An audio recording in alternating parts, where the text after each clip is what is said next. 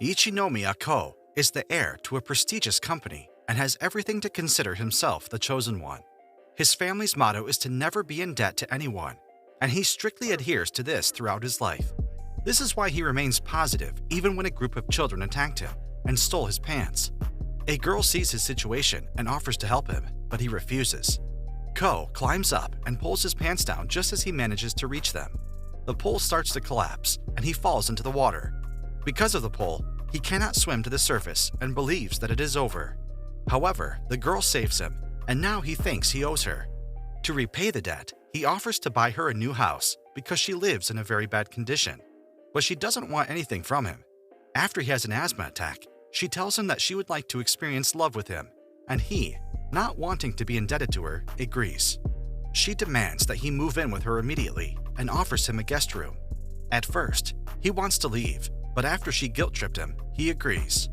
It turns out that her guest room is actually part of the bridge, but Ko still doesn't give up. They move on to the next step, and Ko now has to meet the village chief, and the girl just asks not to be surprised when he sees his skin color. They go to the river and meet a green creature known as a kappa that is actually a chief. While talking to him, Ko realizes that it's just a human in a costume, but the kappa and the girl continue pretending. Before Ko manages to leave, the girl tells him that the chief should give him a name, and again, wanting to repay the girl, he agrees. Then, he learns that the girl's name is Nino, and the man in the costume gives him the name Recruit. He spends the night on the bridge, and the next morning, he complains to the girl that a single piece of cloth was not enough to keep him warm, and she tells him that it is the only blanket she has. He feels bad for taking away her only blanket, and then he sees the bed she sleeps in, and realizes that she was fine while he was freezing. Seeing that they lack a lot of the other things they need, Ko goes to his house to get them. Although he has tidied up his room, Rek still lives under the bridge. Nino brings him breakfast, and as they eat, Rek realizes that she is his girlfriend and gets nervous. He tries to think of something to talk about, but realizes that he knows nothing about her. Later, while complaining about hygiene, he sees Nino taking a bath. After she finishes, Rek takes her place in a bathtub, and she washes his hair, which reminded him of his father, who never showed him real love. Later, the other people who live under the bridge throw him a welcome party, and he introduces himself to them. However, he tries to impress them with his wealth and qualities which don't interest them. He later introduces himself only as Recruit, Nino's lover. After the celebration, he stops at the mass in the church that they all built together, and there he meets a sister who is unlike any other. After the mass, he talks to Sister, who is the first person to say something positive about his relationship with Nino. Nino has a habit of coming to Rek's room when she's cold, which is noticed by one of the residents named Hoshi. The sister then calls Rek to the confessional, where Hoshi, who is in love with Nino, is waiting for him. He doesn't like seeing her with Rek all the time, so he, with Sister's help, starts questioning Rek about what he and Nino are doing. It turns out that nothing ever happened between them, and they never even went on a date. Hoshi then laughs at him and says that he will ask Nino on a date. This annoys Rek, who tells Hoshi that he is better than him and that he will ask Nino out.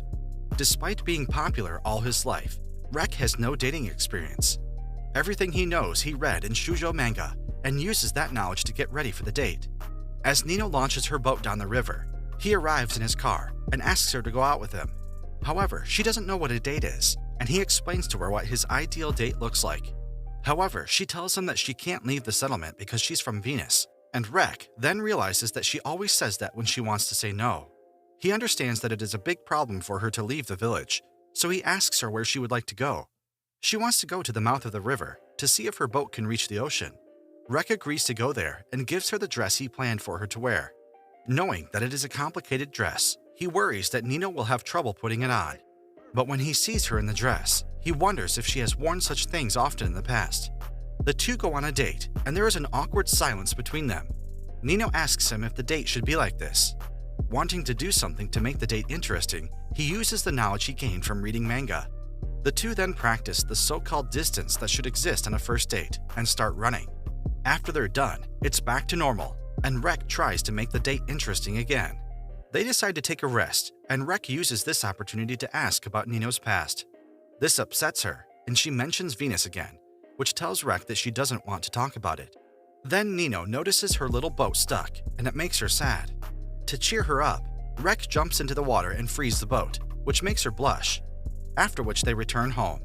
The next day, while they are at the mass, a little girl named Stella appears, and it turns out that Sister took care of her while working in an orphanage in England. Sister asks the people to look after Stella, and Nino suggests Rek to do so. While the two of them are together, it seems to Rek that she is just a girl, but when she asks him to play Fight Club, he realizes that she isn't an ordinary child. She beats him up, but everyone thinks he is just pretending. Sister later asks Rek to go with her for ingredients to make Stella's welcome cake. They arrive at a nearby farm where they meet Maria, a beautiful but very mean woman that Sister doesn't like. While with Maria, she continues to insult them to the point that Sister's wounds open up. Rek now has to get him out of there. After they took the ingredients, Rek has to take the vegetables.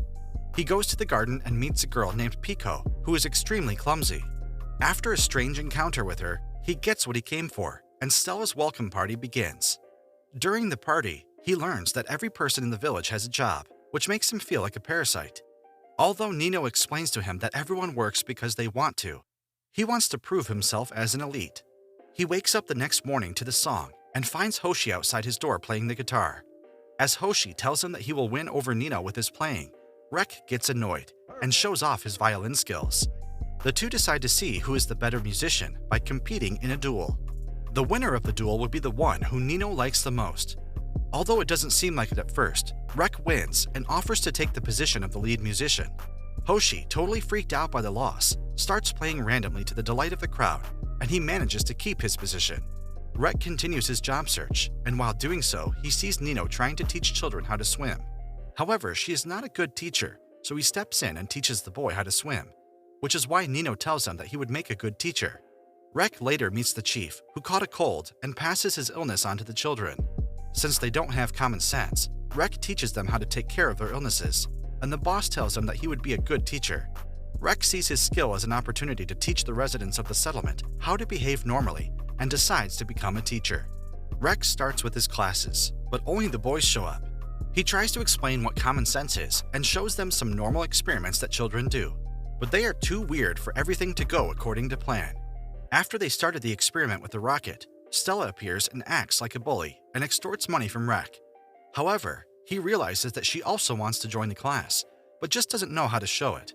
Then he gives a piece of paper to the children to write their wishes, and he will launch them with a rocket. Since the boys can't write, Stella does it for them. But when Rek tries to compliment her, she just gets annoyed.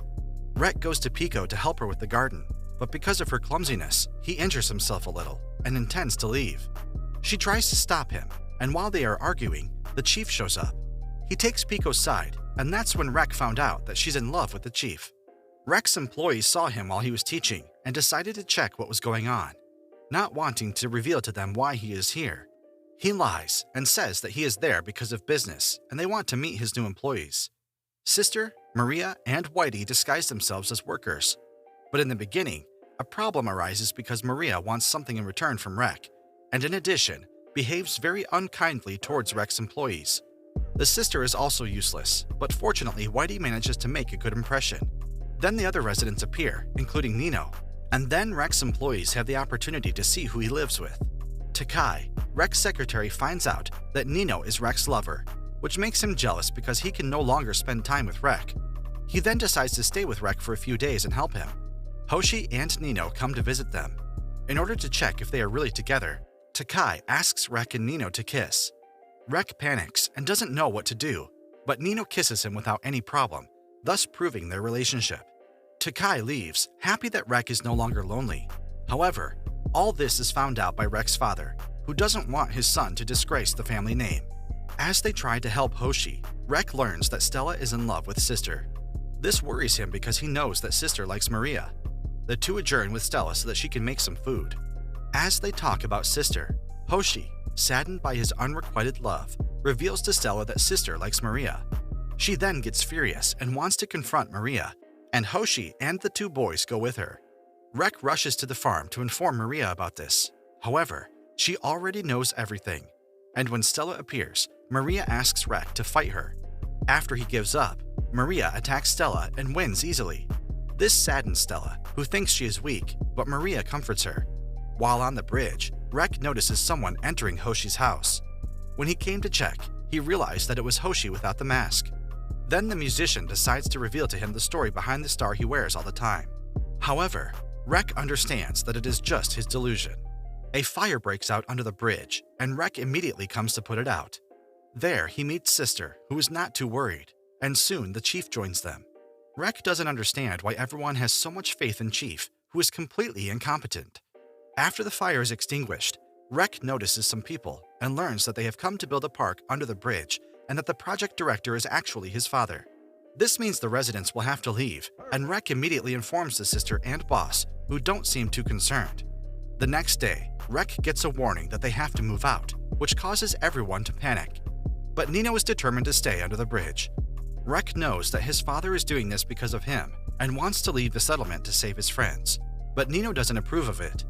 He then decides to do everything in his power to stop his father. He goes to his office and starts a project to get ownership of the area under the bridge.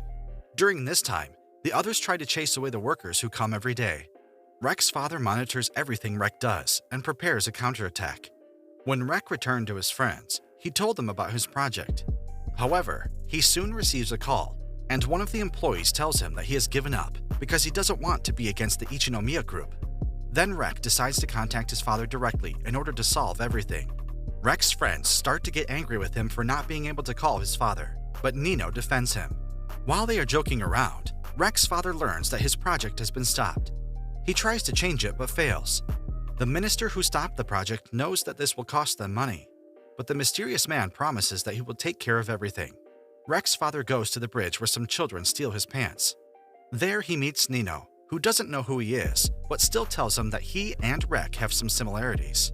There he realizes that Rek is not the person who stopped the project. Then his phone rang, and he, knowing that Rek is calling, hands the phone to Nino. The police arrest him for walking around without pants, and Nino answers the call. Not knowing that she answered the call, Rek says that he has decided to stay with her and the others until the end, which makes her very happy. Rek soon learns that he and his friends are safe, and his father leaves the police station. Everything is back to normal under the bridge. Rek suggests that Nino get his hair cut, which she agrees to, and they all go to the salon. He finally meets the hairdresser known as Last Samurai, which he has been avoiding all this time, as well as some other people. Rek is scared, but the Last Samurai trimmed all of their hair in a split second, except for the sister, who kept dodging out of reflex. While teaching the children, they express their desire to go to the fair, but since they don't want to leave the village, Rek promises to build them a fair under the bridge. He works on it for 3 days, and with the help of everyone, he succeeds. He takes the kids on different rides that only the people who live there could come up with. After a long day, Rek remembers one of the few good memories he had with his father, and Nino promises him that they will make more memories together.